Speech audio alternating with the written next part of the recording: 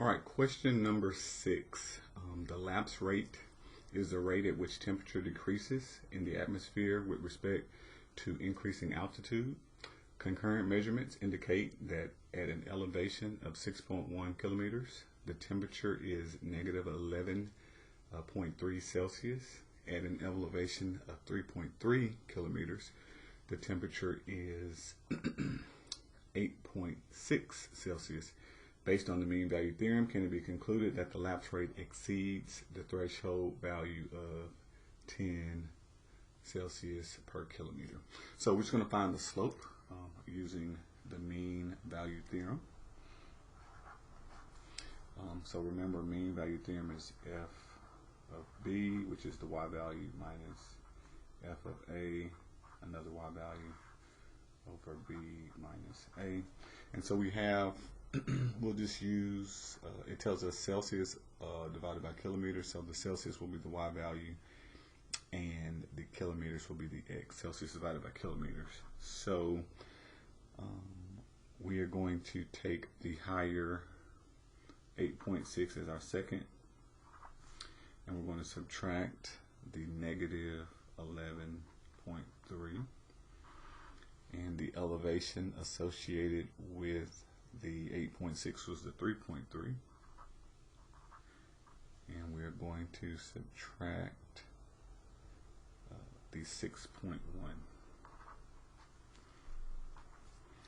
And based on this, we're going to add minus a negative, that will give us 19.9. And just double checking elevation there. Okay, and so this is going to give us a negative 2.8. And so dividing those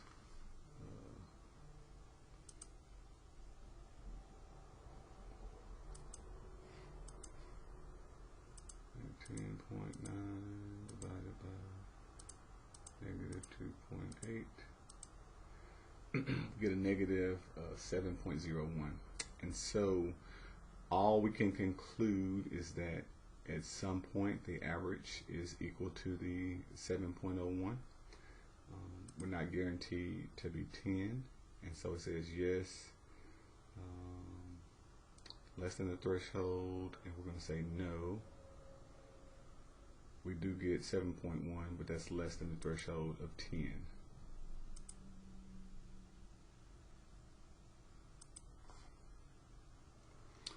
All right, number 7, it says an object is dropped from a tower 400 feet above the ground. The object's height above the ground t seconds after it is dropped is s of t, which is 400 minus 16t squared. We want to determine the velocity and acceleration of the object the moment it reaches the ground. So this is a review from chapter 3. And so we're given s of t 400 minus 16t squared.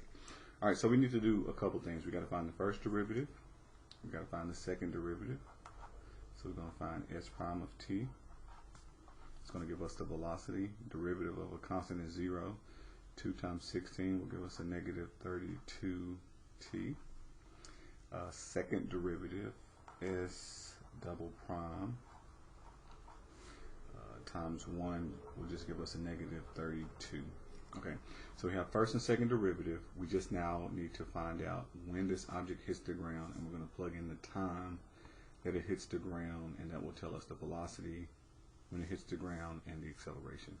So we're going to factor this. We're going to set it equal to 0, and we're going to move over the 16t. So I'm going to write this as 16t squared equals 400.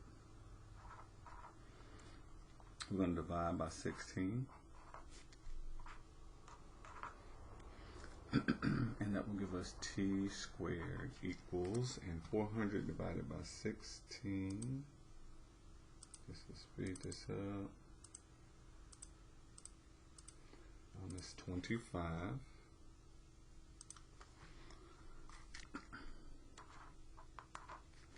And then we will take the square root of both sides, and that will give us t equals positive or negative 5. Alright, so since we're dealing with time, it wouldn't make sense to talk about negative time, so we're going to say t equals positive 5 is the one we're focused on.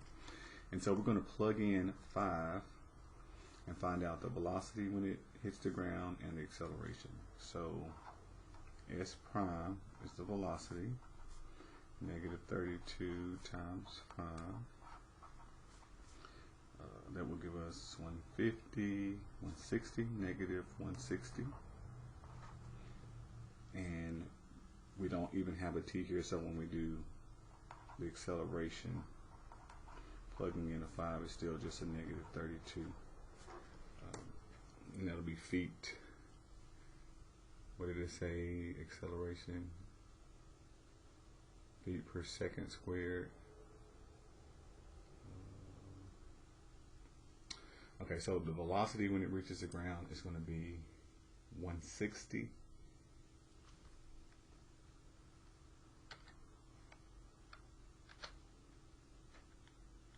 I think velocity we said it was always positive. Nope, said negative. Maybe it's the direction that I'm thinking of, the magnitude direction. And then the acceleration, negative 32.